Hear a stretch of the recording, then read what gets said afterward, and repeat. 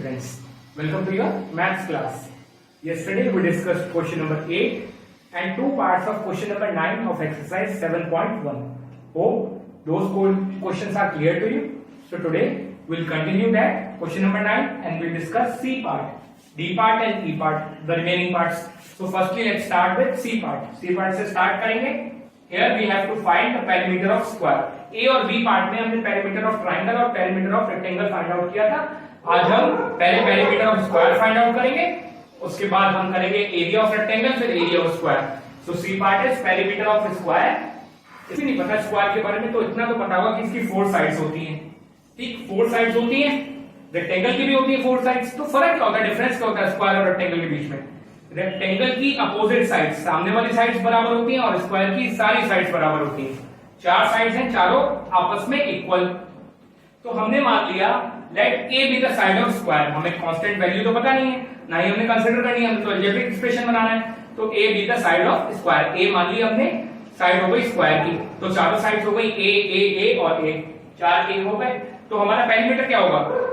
चारों साइड्स का सम. चारों साइड्स का सम हमारा पेरीमीटर होगा. तो चारों साइड्स ए हैं, तो ए प्लस ए प्लस ए प्लस ए, ये हमारा पेरीमीटर हो गया. 4 बार जोड़ा तो 4a हो गया. तो 4a is the perimeter of square. 4a perimeter हो गया स्क्वायर का. और इसमें वेरिएबल जो है हमारा a, 4 तो कांस्टेंट वैल्यू हो गई इसमें से. वेरिएबल जो है a, that is side of a square. ये हमारी साइड हो गई स्क्वायर की. So this is perimeter of square. Now we discuss area of rectangle.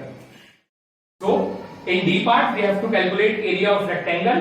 Rectangle हमें पता है इसकी 4 साइड्स होती हैं और अपोजिट साइड्स, आमने सामने वाली साइड्स बराबर होती हैं.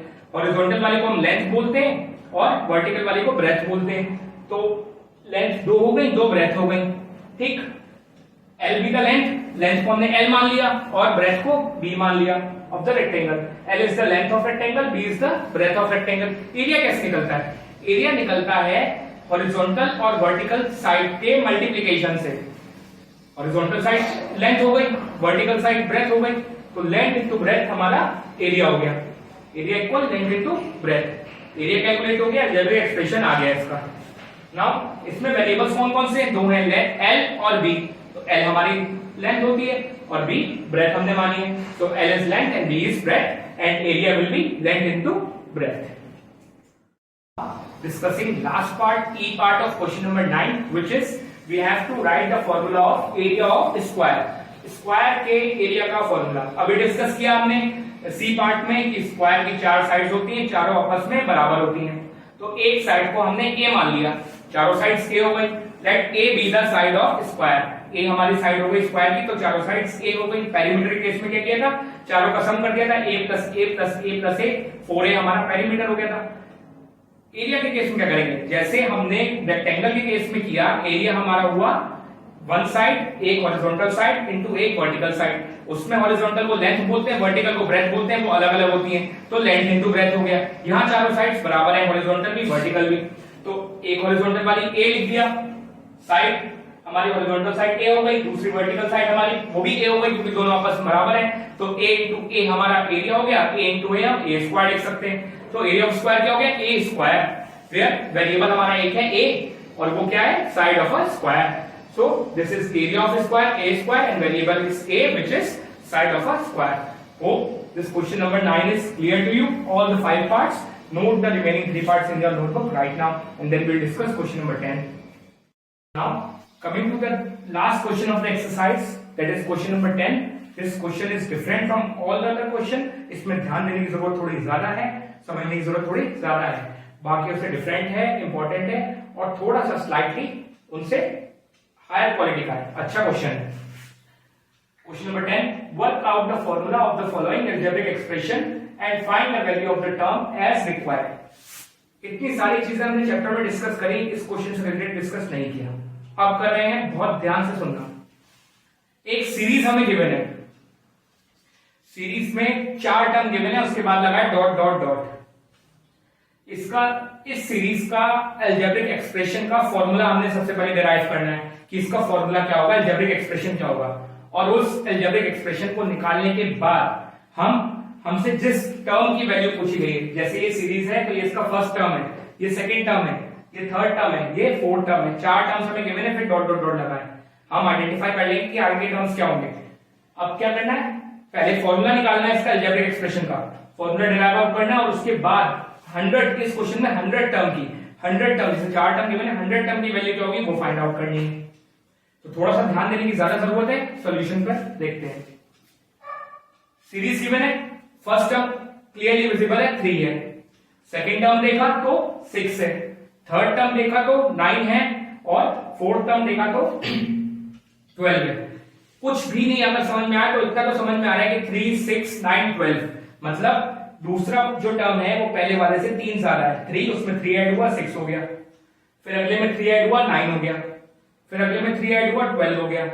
इतना क्लियर है। अगर मैं आपसे फिफ्थ टर्म पूछूं जो हमें गिवन नहीं है, 4 टर्म गिवन है फिफ्थ, तो आप क्लियरली 3 जोड़ेंगे 12 में, फोर्थ टर्म में 3 जोड़ेंगे 12 प्लस 3 15, आप बता देंगे 15 हो गया। उसके बाद 6 पूछ लूंगा तो आप कहोगे 15 प्लस 3 18 हो गया।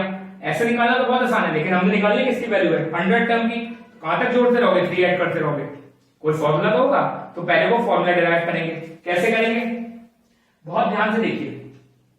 अगर मैं कहूं कि इस सीरीज का जो फॉर्मूला है अलजेब्रिक एक्सप्रेशन है वो 3x है, 3x, यहां पे x हमारा वेरिएबल है जिसकी वैल्यू चेंज होती रहेगी, वेरिएबल है चेंज होती रहेगी।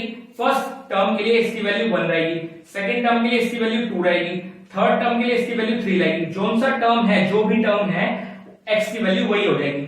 जैसे फर्स्ट टर्म है तो 1 हो गई x की वैल्यू, सेकंड टर्म है तो 2 हो गई, थर्ड टर्म है तो 3 हो गई, फोर्थ टर्म है तो 4 हो गई, ऐसी 10th टर्म है तो 10 हो जाएगी x की वैल्यू। 50 है तो x की वैल्यू 50 हो जाएगी, 20 है तो x की वैल्यू 20, ऐसे 100 है तो x की वैल्यू 100 हो जाएगी। तो देखते हैं कि हमारे फॉर्मूला फिट बैठता है सीरीज को लेकर या नहीं। तो हमने मान लिया कि x हमारा टर्म हो गया, जो जिस टर्म की हम बात करेंगे वो x की वैल्यू हो जाएगी। फर्स्ट टर्म में 1 हो जाएगा, सेकंड टर्म में 2 हो जाएगा, थर्ड टर्म में 3 हो जाएगा। चेक करेंगे कि 3x जो फॉर्मूला है वो सीरीज में फिट बैठ रहा है या नहीं बैठ रहा, क्योंकि 3 का डिफरेंस आ रहा है। हमने 3x ले लिया, दूसरा टर्म जो है वो पहले से 3 ज्यादा है, उसके बाद वाला उससे 3 ज्यादा है, उसके बाद वाला उससे 3 ज्यादा है। तो फर्स्ट टर्म जो हमारा है वो 3 है, हमें क्लियरली गिवन है। तो 3x में लगा के देखा, x की वैल्यू फर्स्ट टर्म के केस में क्या लगेगी, आपको मैंने अभी बताया 1 लगेगी। तो 3x मतलब 3 into x, तो x की वैल्यू फर्स्ट टर्म के केस में 1 है, तो 3 into 1 क्या होता है 3। यहां तो सटीक बैठ गया, 3 ही है हमारी वैल्यू, 3x का सही बैठ गया। अगर x की वैल्यू 1 ली फर्स्ट टर्म के केस में तो ठीक बैठ गया। अब सेकंड टर्म को कंसीडर किया, एक को करके नहीं छोड़ेंगे, सेकंड को किया अगर हमने तो x की वैल्यू सेकंड टर्म के लिए 2 लगेगी, तो 3x हो गया हमारा 3 into 2 6, चेक करो 6 है सेम। ऐसे थर्ड टर्म के लिए किया 3 into x, थर्ड टर्म के लिए x की वैल्यू 3, तो 3 into 3 9 आ गया, देखो 9। फोर्थ टर्म के लिए कंसीडर किया 3x, 3 into x, fourth term के लिए x की वैल्यू 4, 3 into 4 12, चेक करो 12। ऐसे 10th टर्म अगर हमने निकालना हो यहां से बहुत सिंपल हो गया, 3 into x, 10 टर्म के लिए x की वैल्यू 10, 3 into 10 30। क्वेश्चन में निकालना क्या है 100 टर्म, 100 टर्म क्या होगा 3x। अब 100 टर्म के लिए x की वैल्यू क्या होगी, सीधी सी बात है, 1 के लिए 1 है, 2 के लिए 2 है, तो फर्स्ट टर्म के लिए 1 है, सेकंड टर्म के लिए 2 है, तो 100 टर्म के लिए 100 हो गई। 3 into 100 हमारी 100 टर्म की वैल्यू आ गई 300। तो इस टाइप के क्वेश्चंस ऐसे होंगे।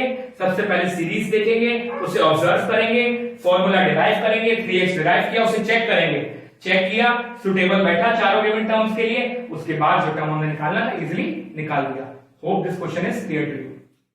Discussing B part of question number 10। ध्यान से देखिएगा, थोड़ा सा ध्यान देने की जरूरत है। क्वेश्चन क्लिक कर जाएगा, समझ में आ जाएगा और सीधे से फॉर्मूला निकल के सामने आ जाएगा।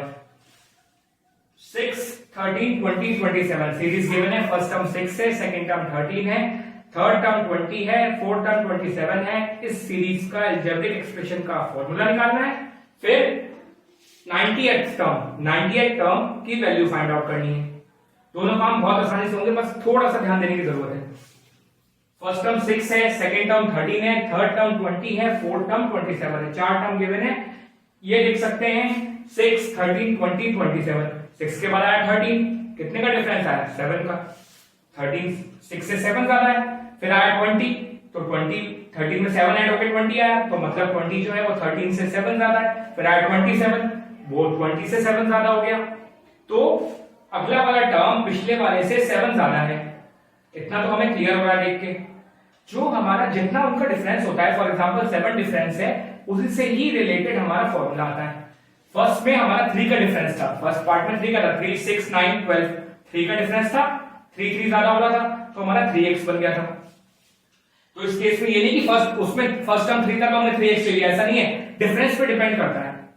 इसमें डिफरेंस है 7 का, उसमें 3 का था तो हमारा 3x हो गया था। इसमें डिफरेंस आ रहा है 7 का, तो चेक करेंगे 6x। चलो आपके हिसाब से फर्स्ट टर्म 6 से 6x लगा के देखा हमने फॉर्मूला, तो 6 into x, 6 into 1, first term के लिए x की वैल्यू हो गई 1 तो हो गया 6, फर्स्ट टर्म तो सेटिस्फाई हो गया। सेकंड टर्म देखा 6x, यहाँ x की वैल्यू सेकंड टर्म के लिए 2 हुई, तो 6 into 2 12, यहाँ क्या है 13, वेरीफाई नहीं किया। हर केस में वैसा नहीं होगा फॉर्मूला, तो जितने का डिफरेंस है उससे रिलेटेड ही हमारा फॉर्मूला बनेगा। तो 7x लगा के देखें, 7x लगा के देखते हैं। 7 into x, 7 into x first term के लिए क्या होगा, x की वैल्यू 1 हो जाएगी, 7 into 1 7, यहां तो गिवन है 6, ये भी गलत हो गया। 7x minus 1 प्लस उसके बाद क्या करेंगे, 7x जब सटीक नहीं बेटा आएगा 7x से रिलेटेड ही हमारा फॉर्मूला, 7x से रिलेटेड मिलता जुलता ही होगा क्योंकि डिफरेंस हमारा 7 का है। तो अगर 7x एग्जैक्टली नहीं है तो +1 या -1 करके देख लेंगे, डिफरेंस में +1 या -1, तो 7x minus 1, 7x minus 1 formula check किया, फर्स्ट टर्म के लिए चेक किया तो वहां x की वैल्यू क्या हो गई, x हमारा टर्म है, अगर फर्स्ट टर्म बोलेंगे तो x की वैल्यू 1, सेकंड टर्म कंसीडर करेंगे तो x की वैल्यू 2, तो फर्स्ट टर्म के लिए x की वैल्यू 1 हो गई। x की वैल्यू 1 होते ही हमने चेक किया 7 into 1 7 और -1, 7 में से 1 माइनस हुआ 6, चेक करो अपना फर्स्ट टर्म 6 बैठ गया सेम, कोई बात नहीं, अभी विश्वास नहीं करेंगे।